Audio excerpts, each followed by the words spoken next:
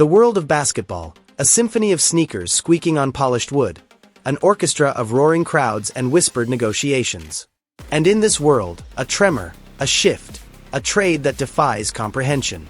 Luka Doncic, the golden boy of Dallas, shipped off for Anthony Davis, a titan of defense and fragility. The headlines blaze, the fans reel, the analysts scramble. A coffee shop conversation, they say. Two men, Nico Harrison and Rob Pelinka. And Rob and I were able to have, really intense conversations over the course of, 3 or 4 weeks. That started out as a coffee that, was more, hey, would you ever, I don't know, would I? Let me think of, and then over steaming cups, musing on what-ifs. A casual thought, an idle fantasy, spiraling into reality. Yet, in the undercurrents, in the shadows of bright lights and broadcast screens, the whispers echo. How could they? Luka, who lifted the Mavericks to the finals, a perennial MVP contender, a symbol of a city, sacrificed. For defense. For a championship dream? The official tale, a thin veneer over a deeper, darker narrative. The skeptics dig, the theorists connect dots that may or may not exist. The numbers, the timing, the quiet dealings behind closed doors. A scam, they say. A plot woven not from basketball brilliance, but from hidden agendas and silent handshakes. The pieces fall into place, or do they? The logic bends, twists, evades. Nico, the architect, denies forewarning, claims surprise, cloaks his motives in ambiguity. J. Kidd, the coach, left in the dark. The offer for Luka, not broadcast to the world, not leveraged for greater gain. A secret pact, sealed between men whose bond predates the NBA spotlight. Anthony Davis, 31, battle-worn, traded for a prodigy in his prime. A deal that defies the laws of sports economics. Yet, here it stands, solid and irreversible.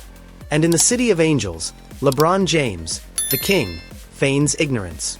Out to dinner, blindsided, caught unawares. But the world knows better.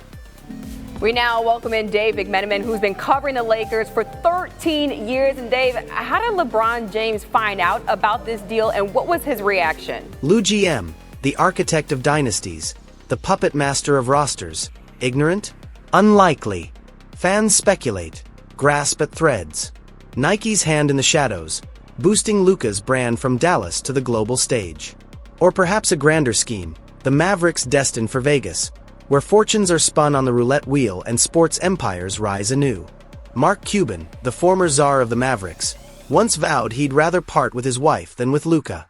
Yet Cuban's reign ended, the team now in the grip of Vegas-tied moguls. A city hungry for an NBA crown, willing to raise and rebuild, to uproot and relocate.